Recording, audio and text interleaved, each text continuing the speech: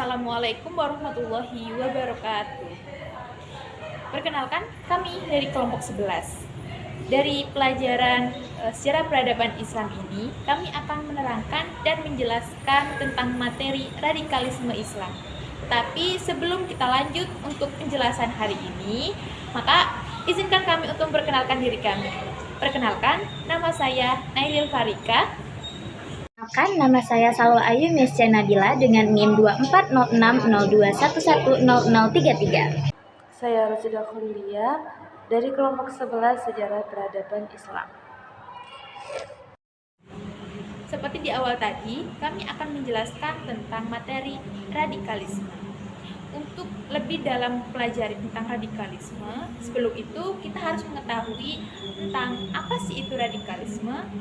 Jadi menurut KBBI atau Kamus Besar Bahasa Indonesia, radikalisme adalah paham atau aliran yang menghendaki perubahan sosial dan politik dengan cara menggunakan tindakan kekerasan untuk menjustifikasi bahwa keyakinan yang mereka bawakan itu adalah yang paling benar atau menjustifikasi keyakinan mereka itu benar.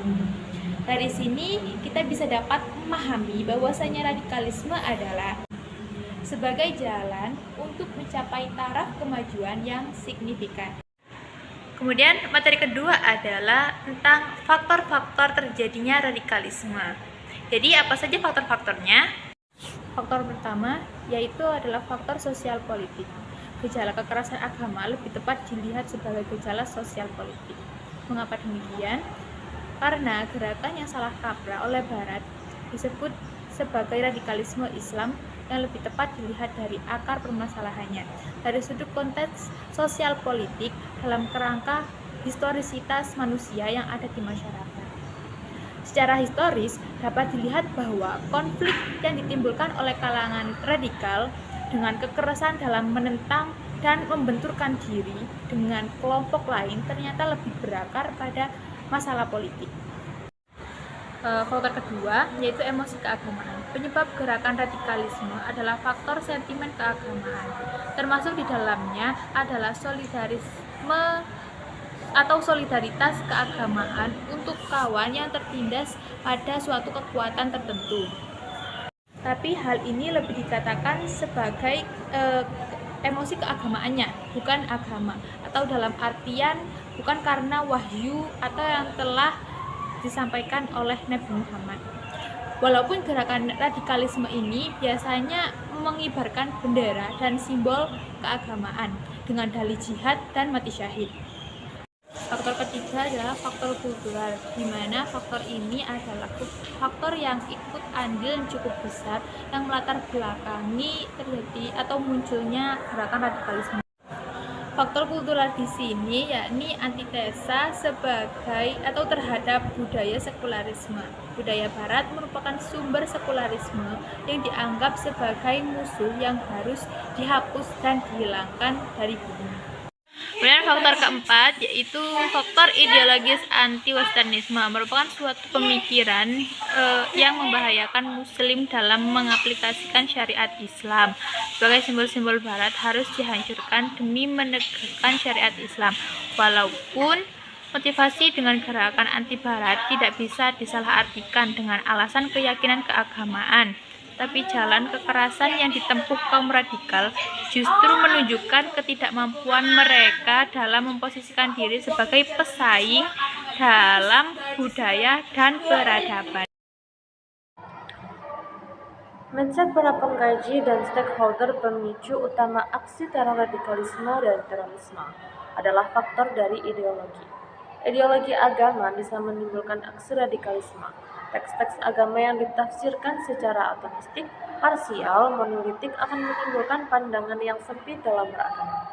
Kebenaran agama menjadi barang komoditi yang dapat dimonopoli. Ayat-ayat suci dijadikan justifikasi untuk melakukan tindakan radikal dan kekerasan dengan alasan untuk menegakkan kalimat Tuhan di muka bumi ini. Aksi radikalisme inilah teman-teman yang sering mengarah ke arah aksi teror. Untuk radikalisme dan terorisme sendiri akan ada beberapa tahap untuk masuk dalam komunitas tersebut.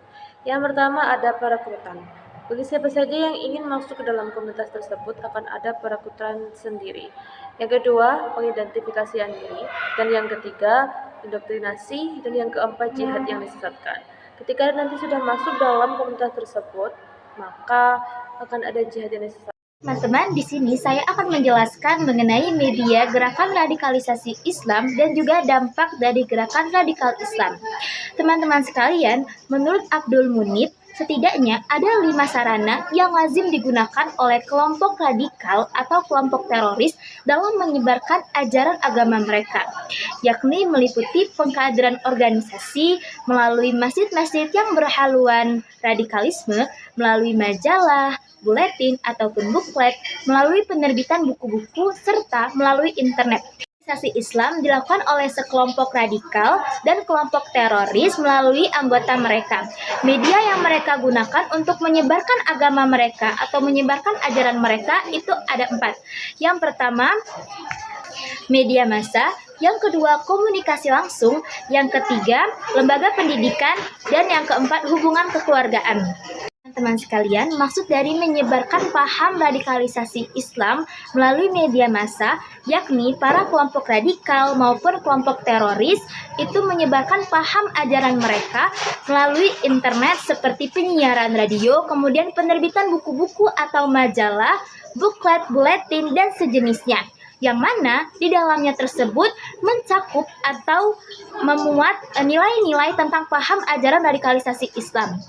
Kemudian, maksud dari menyebarkan paham ajaran radikalisasi Islam melalui komunikasi secara langsung adalah para kelompok radikal dan juga para kelompok teroris melakukan suatu kegiatan secara langsung, yakni seperti melakukan kegiatan dakwah, kegiatan organisasi, diskusi, dan lain semacamnya. Yang mana ketika para kelompok teroris atau kelompok radikalisasi Islam ini sedang melakukan dakwah, para masyarakat yang awam tidak mengetahui atau tidak paham mengenai radikalisasi Islam, maka mereka akan percaya bahwa ajaran yang mereka terima itu merupakan ajaran yang benar, yang mutlak kebenarannya, yang tidak perlu lagi dibantah maupun yang tidak perlu lagi dikritisi. Sedangkan media yang dilakukan oleh para kelompok radikalisasi Islam melalui hubungan keluarga adalah dengan cara pernikahan atau dengan cara kekerabatan. Teman-teman sekalian, kelompok radikalisasi Islam yang merupakan pasangan dari seseorang yang ingin menikah itu akan menjerumuskan istri atau suaminya itu ke dalam paham ajaran radikalisasi Islam, yang mana pasangan tersebut dapat menjadi sasaran empuk atau target khusus dalam melakukan penyebaran ajaran agama mereka. Sedangkan melalui lembaga pendidikan, terutama di pesantren. Teman-teman sekalian, penyebaran gerakan radikalisasi Islam ini seringkali terjadi di lingkungan pondok pesantren. Karena mengapa? Karena para kelompok radikalisasi Islam ini dapat mengidentifikasi diri para santri-santri agar tujuannya adalah agar mereka dapat mengetahui sejauh mana paham santriwati atau santriwan terhadap ajaran agama yang telah mereka terima. Hingga mereka dapat menargetkan secara khusus para santriwan dan juga santriwati untuk dicuci otaknya dan juga untuk masuk ke dalam kelompok mereka, yakni kelompok paham radikalisasi Islam. Teman-teman, bagaimana dengan dampak yang ditimbulkan dari gerakan radikalisasi Islam di Indonesia? Tentunya ada banyak. Salah satunya, yang pertama adalah sikap intoleransi. Kelompok yang masuk dalam paham radikal atau yang sudah terjerumus ke dalam konsep paham radikalisme Islam akan memiliki sikap intoleransi. Maksudnya adalah sikap yang tidak bisa menerima perbedaan. Orang yang memiliki sikap intoleransi adalah mereka yang tidak bisa menghargai pendapat, sikap, maupun keyakinan yang berbeda dengan dirinya, sehingga hal tersebut dapat memicu dan juga menimbulkan konflik antar sesama. Kedua adalah diskriminasi. Orang yang sudah terjerumus atau yang telah masuk paham ajaran radikalisasi Islam ini akan memiliki sikap diskriminasi. Maksudnya adalah sikap ataupun tindakan ataupun perilaku sekelompok orang atau segolongan orang untuk menyudutkan orang lain. Yang mana hal tersebut sesuai dengan pengertian radikalisasi Islam, yang mana mereka menyebarkan ajaran agama mereka dengan cara melakukan kekerasan atau dalam paksaan agar orang lain tersebut dapat menerima mereka. Itu ada kebencian semakin meningkat. seseorang ataupun segolongan yang telah masuk ke dalam gerakan radikalisasi Islam, maka akan menimbulkan sikap yang tidak toleran tadi, teman-teman. Oleh karena itu, hal tersebut akan menimbulkan kebencian antara sesama, yakni mereka membenci orang-orang yang tidak menyukai pendapat mereka, yakni paham radikalisasi Islam tersebut, sedangkan orang lain juga tidak menerima mereka. Hal tersebut dapat memicu konflik dan juga perpecahan, teman-teman.